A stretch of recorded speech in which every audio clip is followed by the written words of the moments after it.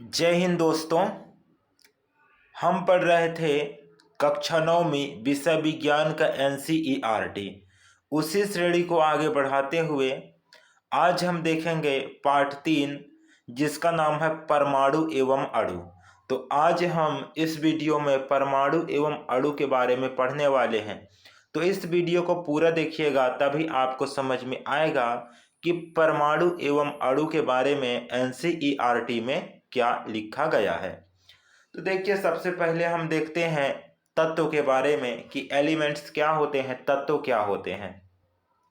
तो परिभाषा पढ़ेंगे, किसी पदार्थ का वह मूल पदार्थ जिसे सरलीकृत नहीं किया जा सके तो तत्व कहलाता है। मतलब ऐसा पदार्थ जो मूल रूप से मतलब जो छोटा सा आकार है, ठीक ना, उससे और छोटा ना किया जा सके तो उसे क्या कहेंगे? एलिमेंट्स कहेंगे, तत्व कहेंगे। जैसे हाइड्रोजन, कार्बन, ऑक्सीजन, आयरन, चांदी और सोना आदि। ठीक है, इनको इनसे सरल और नहीं कर सकते तो ये क्या कहलाते हैं? तत्व कहलाते हैं। अब देखते हैं कि परमाणु किसे कहा जाता है। तो देखिए, पदार्थ का वह सूक्ष्मतम कण जिसे और आगे विभाजित नहीं किया जा सके वह परमाणु कहलाता है। मतलब पदार्थ का इतना छोटा सा भाग, इतना सूक्ष्म भाग जिसको और विभाजित नहीं किया जा सके और खंडित न किया जा सके तो उसे परमाणु कहा जाता है। आगे हम देखते हैं, तो एक ही तत्व या भिन्न भिन्न के दो या दो से अधिक परमाणुओं के समूह जो रासायनिक से एक दूसरे से बंधे होते हैं अणु कहलाते हैं। अब देखिए, दो या दो से अधिक जब परमाणु एक साथ बंध जाएंगे तो उसे क्या कह देंगे? अणु कहेंगे। ठीक है, एटम्स कहेंगे। जैसे उदाहरण के लिए O2। ठीक है, उदाहरण के लिए क्या है? O2 है, ऑक्सीजन। इसके अलावा H2 है, हाइड्रोजन। इसके बाद N2 है, नाइट्रोजन। इसके बाद H2O है जिसको पानी कहते हैं, जल। इसके अलावा CO2 है और इसके अलावा आप देखेंगे MgCl2 मतलब मैग्नीशियम क्लोराइड। तो इतने बहुत सारे हैं। ठीक है, उदाहरण में आप लिख सकते हैं। तो इसको क्या कहेंगे? अणु कहेंगे। अणु जो एक से अधिक तत्वों से मिलकर बना है यौगिक कहलाता है। अब देखिए, बहुत सारे परमाणु मिलकर क्या बना रहे थे? अणु बना रहे थे। और बहुत सारे अणु मिलकर क्या बनाएंगे? यौगिक बनाएंगे। क्या बनाएंगे? यौगिक। ठीक है, तो अणु जो एक से अधिक तत्वों से मिलकर बना है वो क्या कहलाता है? यौगिक कहलाता है। जैसे H2O क्या है? यौगिक है। ठीक है ना, इसमें हाइड्रोजन है और ऑक्सीजन है। CO2 इसमें कार्बन है और ऑक्सीजन है। NH3 इसमें नाइट्रोजन है और हाइड्रोजन है, तो ये अमोनिया बनाया। इसके अलावा BrCl2, तो BrCl2 क्या है? ब्रोमीन है और क्लोरीन है, तो इसको ब्रोमीन क्लोराइड कहते हैं। इसके अलावा CH4 क्या है? CH4 ये मीथेन है। तो ये सब क्या है? यौगिक है। आगे बढ़ते हैं तो देखते हैं, किसी तत्व के सबसे छोटे कण परमाणु कहलाते हैं। किसी भी तत्व का सबसे छोटा कण क्या कहलाएगा? परमाणु कहलाएगा। जैसे हाइड्रोजन के परमाणु, ऑक्सीजन के परमाणु, कार्बन के परमाणु और मैग्नीशियम के परमाणु इत्यादि और भी हो सकते हैं। ठीक ना, तो कोई भी तत्व है तो उसका सबसे छोटा कण क्या कहलाएगा? परमाणु कहलाएगा। अगले लाइन में हम देखते हैं द्रव्यमान संरक्षण के नियम। तो द्रव्यमान संरक्षण का नियम क्या कहता है कि द्रव्यमान संरक्षण के नियम के अनुसार किसी रासायनिक अभिक्रिया में द्रव्यमान का ना ही सृजन होता है और ना ही विनाश होता है। ठीक है, कहने का मतलब है कि जो द्रव्यमान संरक्षण का नियम है उसमें कोई भी रासायनिक अभिक्रिया में ना ही द्रव्यमान मतलब भार उत्पन्न होता है और ना ही नष्ट होता है। किसका कहना है? द्रव्यमान संरक्षण के नियम का। तो यहां तक आपको समझ में आया होगा। अगला हम देखते हैं निश्चित अनुपात का नियम। तो निश्चित अनुपात का नियम क्या है? तो देखिए, निश्चित अनुपात का नियम, किसी भी यौगिक में तत्व सदैव एक निश्चित द्रव्यमान के अनुपात में विद्यमान होते हैं। कोई भी तत्व है, कोई भी एलिमेंट्स है, उसमें जो अनुपात होगा वो निश्चित द्रव्यमान में निश्चित अनुपात में क्या होते हैं? विद्यमान होते हैं। दिए गए तत्व के सभी परमाणुओं का द्रव्यमान एवं रासायनिक गुणधर्म समान होते हैं। अब कोई भी एलिमेंट्स है तो उसका जो द्रव्यमान होगा और जो रासायनिक गुणधर्म होगा वो कैसा होगा? एक समान होगा हमेशा।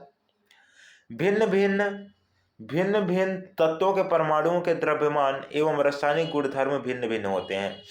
अलग अलग तत्व हैं यदि, तो उसका परमाणु द्रव्यमान क्या होगा? अलग अलग होगा और रासायनिक गुणधर्म भी अलग अलग होगा। डाल्टन के परमाणु सिद्धांत में परमाणु द्रव्यमान सबसे विशिष्ट संकल्पना थी और उनके अनुसार प्रत्येक तत्व एक अभिलाक्षणिक परमाणु द्रव्यमान होता है। तो ये डाल्टन के परमाणु सिद्धांत के अनुसार था कि जो परमाणु द्रव्यमान होता है वो सबसे विशिष्ट है, ठीक है। उनके अनुसार प्रत्येक तत्व का एक अभिलाक्षणिक परमाणु द्रव्यमान होता है। मतलब कोई भी तत्व है, कोई भी एलिमेंट्स है, तो उसका क्या होगा? एक निश्चित परमाणु द्रव्यमान होता है। किनके अनुसार? परमाणु के डाल्टन के परमाणु सिद्धांत के अनुसार। आगे हम देखते हैं परमाणु द्रव्यमान इकाई। तो परमाणु द्रव्यमान इकाई क्या होता है? किसी तत्व के सापेक्षिक परमाणु द्रव्यमान को उसके परमाणुओं के औसत द्रव्यमान का कार्बन 12 परमाणु के द्रव्यमान के 1/12वें भाग के अनुपात को परमाणु द्रव्यमान इकाई कहते हैं। कहने का मतलब है कि कोई भी तत्व है तो उसका जो सापेक्षिक परमाणु द्रव्यमान है, तो उसके परमाणुओं के औसत द्रव्यमान को, जैसे कि कार्बन है तो कार्बन 12, तो ये क्या कहलाएगा? परमाणु के द्रव्यमान 1/12वें भाग के अनुपात के द्रव्यमान इकाई कहेंगे। किसी तत्व या यौगिक का अणु उस तत्व या यौगिक के सभी गुणधर्म को प्रदर्शित करेंगे। तो कहने का मतलब है कि कोई भी तत्व है या कोई भी यौगिक है तो उसका जो अणु है वो उस तत्व का या यौगिक के सभी गुणधर्म को प्रदर्शित करेगा। कौन? उसका अणु। आगे हम देखते हैं एक ही तत्व के परमाणु अथवा भिन्न भिन्न तत्वों के परमाणु परस्पर संयोग करके अणु निर्मित करते हैं। कोई भी तत्व है या कोई भी यौगिक है, उसका जो परमाणु है, ठीक ना, वो क्या करेगा? अणु निर्मित करेगा।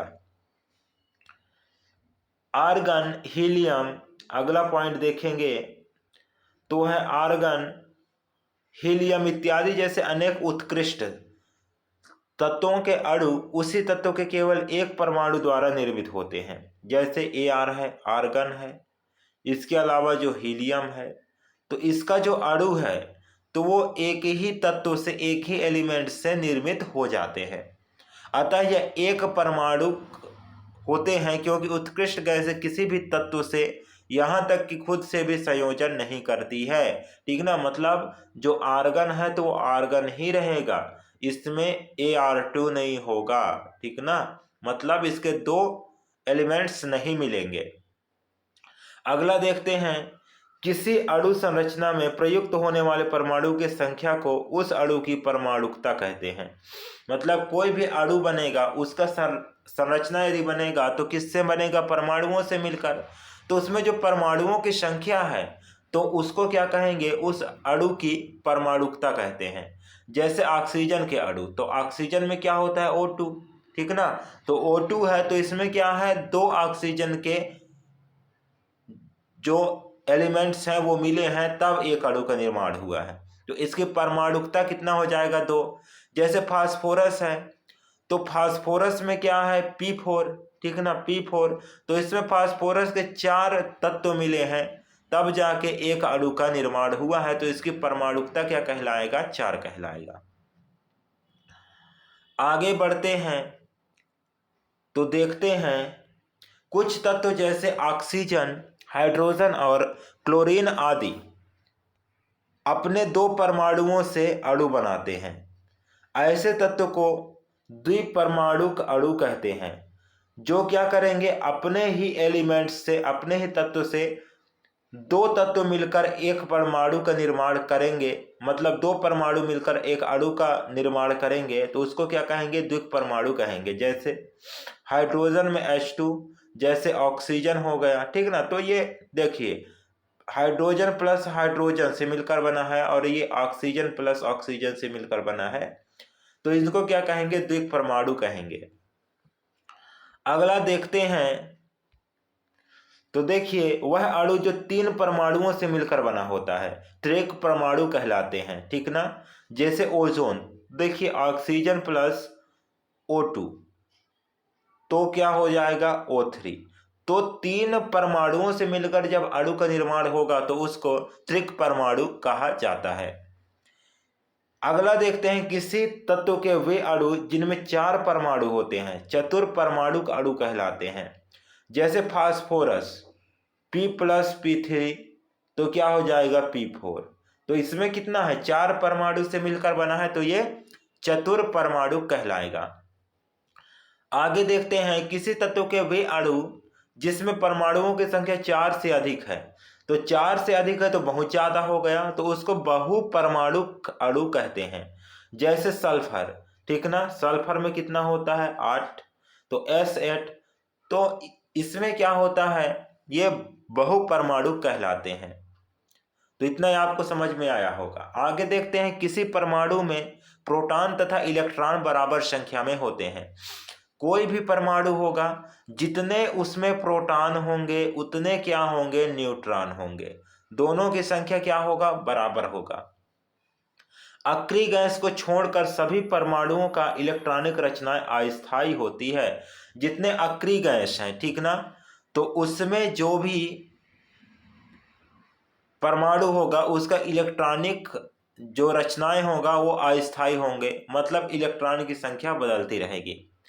परमाणु स्वतंत्र रूप से अस्तित्व में नहीं रह सकते हैं, किसी न किसी परमाणु से ये जुड़कर ही रहेंगे अस्तित्व में, नहीं तो इनका कोई अस्तित्व नहीं है। परमाणु अस्तित्व में बने रहने के लिए इलेक्ट्रॉन्स की साझेदारी करते हैं और एक दूसरे से जुड़े रहते हैं। आयन विद्युत आवेशित कण होते हैं। जो आयन्स होंगे वो क्या होंगे, विद्युत के आवेशित कण होते हैं। आयनों का इलेक्ट्रॉनिक रचनाएं स्थायी होता है।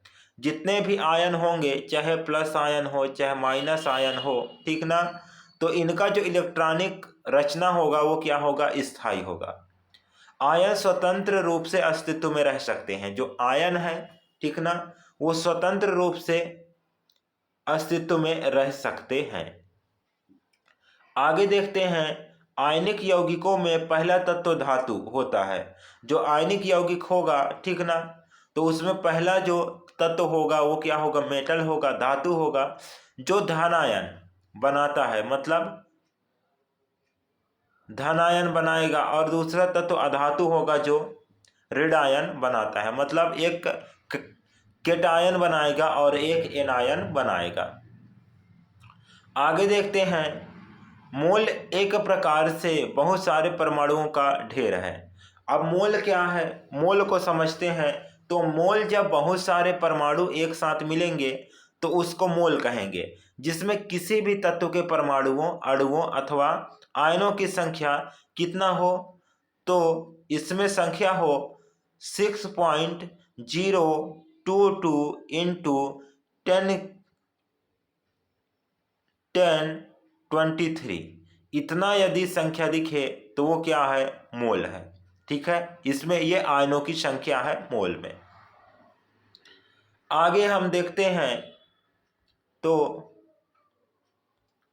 मोल पदार्थ की वह मात्रा है जिसमें कणों की संख्या परमाणु, आयन, अणु या सूत्र इकाई इत्यादि कार्बन 12 के ठीक 12 ग्राम में विद्यमान परमाणुओं के बराबर होती है। तो उसको क्या कहते हैं, मोल पदार्थ मोल कहते हैं, ठीक है। मतलब कार्बन 12 के ठीक 12 ग्राम में विद्यमान परमाणु के बराबर यदि हो कोई भी तत्व की मात्रा तो उसको क्या कहेंगे? मोल कहेंगे। आगे हम देखते हैं तो देखिए, किसी पदार्थ के एक मोल में परमाणु, अणु अथवा आयन की संख्या निश्चित होती है। कोई भी परमाणु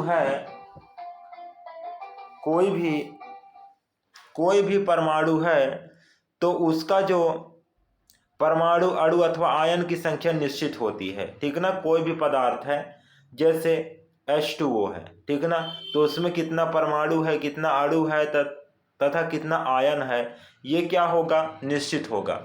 जिसका मान कितना होगा?